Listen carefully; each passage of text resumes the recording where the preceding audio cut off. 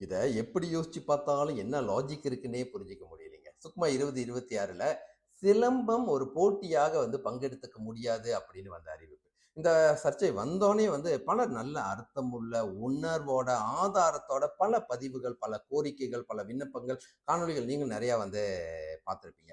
So அதுல கீழ சில கமெண்ட்ஸ் படிக்கிறப்ப, யாரோ செஞ்ச தப்புக்கு யாரையோ குறை சொல்லிக்கிட்டு இருக்கீங்க அப்படின்னு குழப்பத்துல கேட்கறாங்களா அல்லது குழப்பத்திற்காக கேட்கறாங்களா அப்படின்னு தெரியல. நண்பா, இந்த சர்ச்சைக்கு காரணம் அப்படின்றத விட முதல்ல தீர்வு யாரு அப்படின்னா ஒரு 3 நபர்கள் இதுக்கு கண்டிப்பாக தீர்வு கொடுக்கக்கூடிய இடத்துல இருக்காங்க. ஸோ முதல்ல நிச்சயமாக மாண்புமிகு விளையாட்டுத்துறை அமைச்சர் சொன்னது, இது அந்த மாநிலம், அதாவது எந்த ஹோஸ்டிங் ஸ்டேட்டோ அவங்க எடுக்கக்கூடிய ஒரு முடிவு, அந்த உரிமை அவங்களுக்கு இருக்கு. ஸோ ஸ்லேங்க ஹோஸ்ட் பண்றாங்க, அவங்க டிசைட் பண்ணலாம் எந்த விளையாட்டு பங்கெடுத்துக்க முடியும், பங்கெடுத்துக்க முடியாது அப்படின்னு. ஸோ இந்த ஒரு விஷயம் எழுந்த உடனே தீர்வு கொடுக்குற இடத்துல யார் இருக்காங்க அப்படின்னா, அது அந்த பொறுப்பு எஸ் நமது விளையாட்டுத்துறை அமைச்சர் தாங்க ஆக்சுவலி அதுக்குண்டான தீர்வு கொடுத்துருக்கணும். ஓகே, ஸோ ஏன்னா சுக்மா அப்படின்னா சுக்கன் மலேசியாங்க. சுக்கன் மலேசியா அப்படின்ற ஒரு விஷயம் மலேசிய கலை, கலாச்சாரம், பாரம்பரியம் சம்பந்தப்பட்ட எந்த ஒரு விளையாட்டாக இருந்தாலும் நாம் அதை விளையாடாம பெருசா பேசாம வேற யாருங்க பேச போறா? இன்டர்நேஷனல்ல இல்ல, அதனால இங்க அதுக்கு தேவையில்லை அப்படின்றத விட, இங்க அதற்குண்டான தேவையை ஏற்படுத்தினாதான் உலக அரங்குகளை அதுக்குண்டான அங்கீகாரத்தை நம்மளால வாங்கி கொடுக்க முடியும் அப்படின்னு ஒரு விஷயம் யாருங்க? நிச்சயமாக விளையாட்டுத்துறை அமைச்சர் தான் அதை புரிஞ்சு செஞ்சிருக்கணும். ஆனா அதை அவங்க இதை இஷ்யூ ஆக்காதீங்க அப்படின்னு தட்டி கழிச்சிட்டாங்க. இது மொத கேட்டகரி.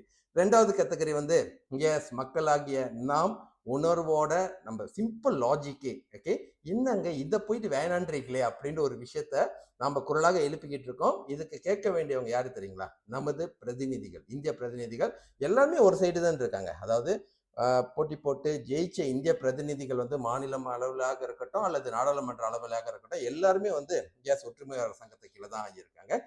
இவங்க எல்லாருமே நிச்சயமாக ஒரு குரலாக இதுக்குண்டான பதிவுகள் செஞ்சே ஆகணும். ஓகேங்களா? ஸோ இது 2வது கேட்டகரி. 3வது category the ultimate decision making பாடி. அதாவது இதுதான் நான் பல காணொலிகளை சொல்லியிருப்பேன், இதுல நமக்கு பிரதிநிதி தேவை, நமக்காக பேசணும் அப்படின்னு. ஆக்சுவலி எஸ் நம்மளோட கேபினட் அமைச்சரவை. ஸோ இன்னைக்கு இலக்கவியல் அமைச்சர், டிஜிட்டல் மினிஸ்டர் மாண்புமிகு கோபிந்த் சிங் அதுக்குண்டான அறிக்கையை சொல்லியிருந்தாரு. இது கண்டிப்பாக ஏற்றுக்கொள்ள முடியாது, இதை நான் அமைச்சரவையில இன்னைக்கு பேசுவேன் அப்படின்னு சொல்லியிருந்தாரு.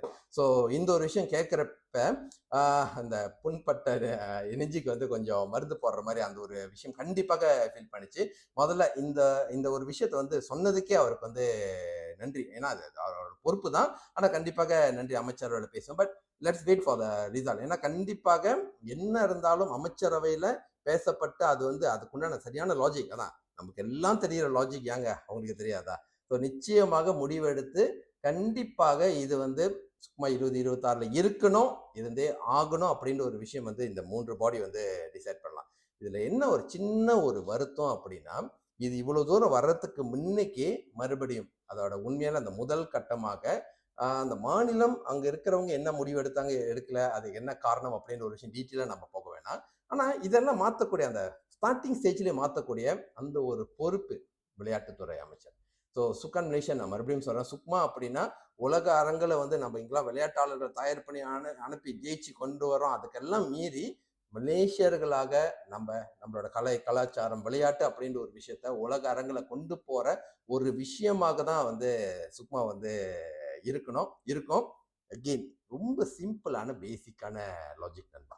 ஓகே, ஸோ இன்னும் இதை பற்றி பார்க்காதவங்க தெரிஞ்சுக்காதவங்க இருக்க மாட்டீங்கன்னு நினைக்கிறேன். ஸோ கண்டிப்பாக கருத்துக்களை பகிர்ந்துக்கிட்டு இந்த காணொலியும் பரவலாக பகிர்ந்துக்குங்க. அமைச்சரவை என்ன சொல்றாங்க, என்ன முடிவு எடுக்கிறாங்க, நம்ம திங்க் பண்ற லாஜிக் அவங்க ஏத்துக்கிறாங்களா இல்லையா, ஏத்துக்கணும். இதுக்கு கண்டிப்பாக நமது இந்திய பிரதிநிதிகள் குரல் கொடுத்துக்கிட்டு இருக்காங்க. ஆனா இன்னும் எல்லாருமே கொடுக்கலன்னு நினைக்கிறேன்.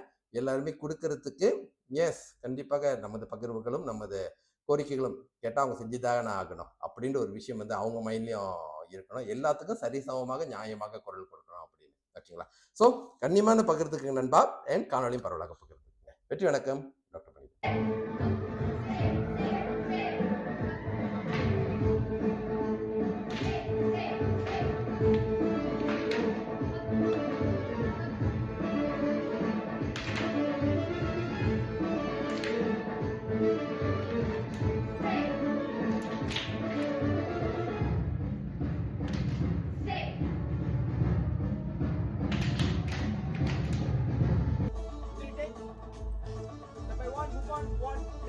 Step by 2.